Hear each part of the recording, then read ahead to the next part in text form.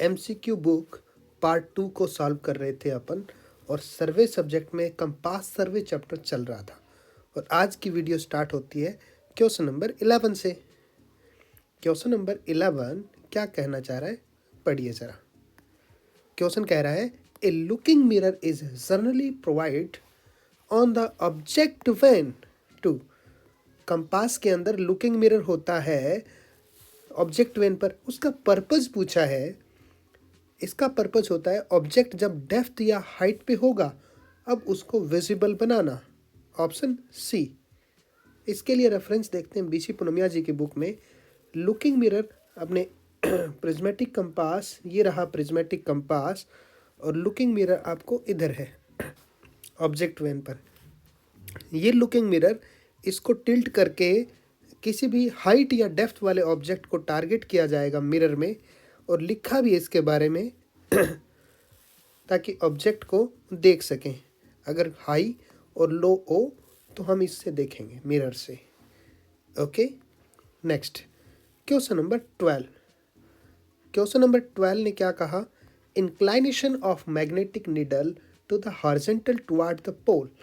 Magnetic needle में inclination होता है, वो डीप होता है जी।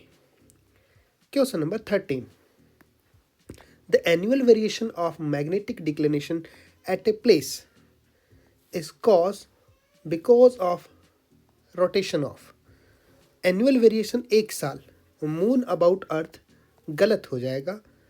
अर्थ अबाउट ओवन एक्सिस ये 24 आवर होता है। डायरोनल वेरिएशन या daily variation. Sun earth about sun ये सही है, मून अबाउट सन गलत। तो आपका ऑप्शन सी सही। Question number 14, if the magnetic bearing given है, magnetic bearing 65 and the true bearing 45, then the magnetic declination क्या होगा। आपके ट्रू बियरिंग जो है वो कभी भी चेंज नहीं होती, इसीलिए कंपास एमबी, कंपास की मैग्नेटिक बियरिंग एमबी को डिक्लिनेशन की मदद से टीबी बना दिया जाता है। अब यहाँ पर एमबी है जो मैंने लिख दिया 65, टीबी है जो मैंने यहाँ पे लिख दिया 45। अब देखो डिक्लिनेशन यहाँ पर ट्रू बनाने के लिए क्या किया गया है, 65 से 45 मतलब माइनस किया गया है। और डिक्लिनेशन माइनस डिक्लिनेशन होता है वेस्टर्न, प्लस ईस्टर्न होता है, और माइनस वेस्टर्न होता है। अब इसका अंतर 20 है, लिख दिया 20 डिग्री वेस्टर्न। आंसर आ गया बी।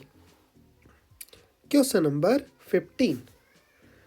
क्वेश्चन नंबर 15 ने कहा, if the needle is truly magnetic and is not sluggish.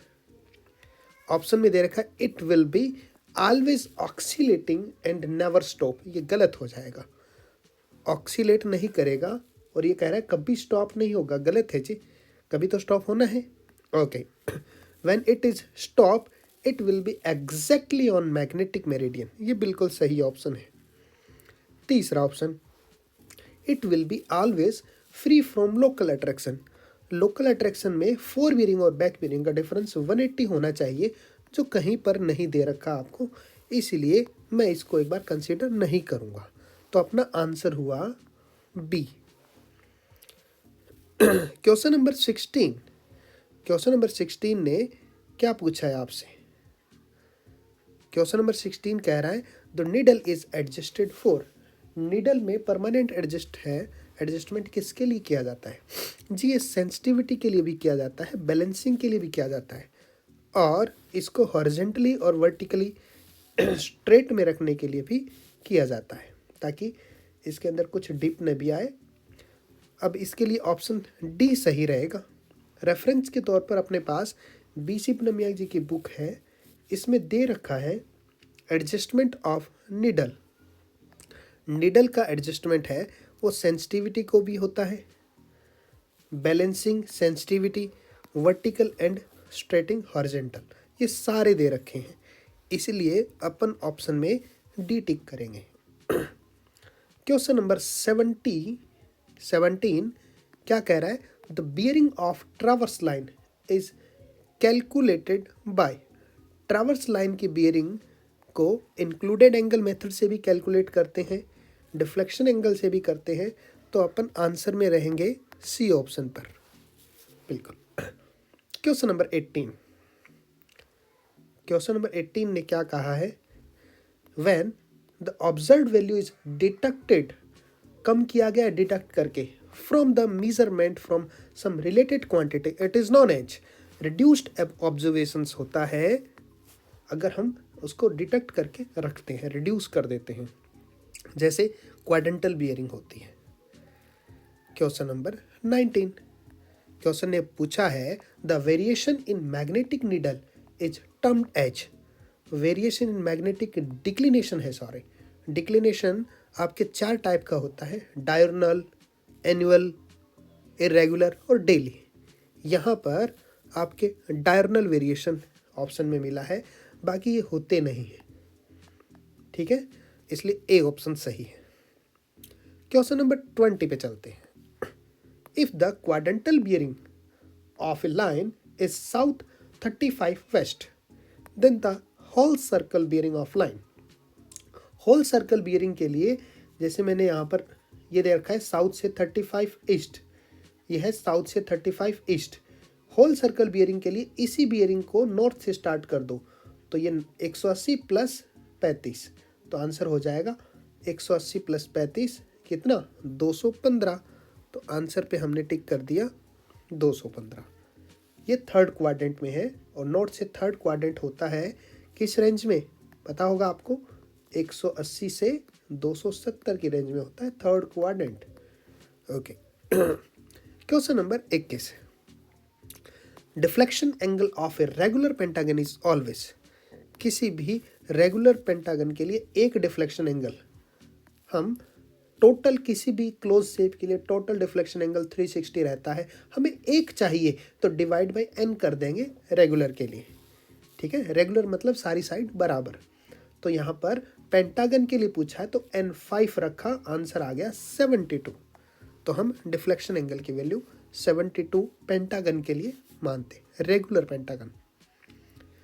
22। In the compass survey dip of the needle at equator, equator पर डिप 0 होता है और 90 होता है पोल पर। 23। Surveyor compass works on the principle, surveyor compass हमेशा क्या major करता है, क्वाड्रेंटल बियरिंग मेजर करता है, quadrantal bearing system, answer B. 24। 24 ने कहा है if the fore bearing of a line is A B is 119.48 minute, the back bearing, इसमें WCB दे रखा है प्लस माइनस 180 लगेगा, अगर ये डेटा 180 से ज़्यादा होता तो माइनस 180 करते, और यहाँ 180 से कम होने पर प्लस 180 करते हैं। तो WCB में कौन सा रूल लगता है, WCB में फोर बियरिंग बैक बियरिंग का प्लस माइनस 180 लगता है, 180 से ज़्यादा होने पर माइनस करेंगे, प्लस कब करेंगे, जब 180 से कम डेटा दिया हो, और ये rule back bearing four bearing के दोनों तरफ लागू होता है। 180 से छोटे के लिए प्लस किया और आंसर आ गया 299.48, ए ऑप्शन। पसंद आए तो सब्सक्राइब भी कर लेना। Thank you.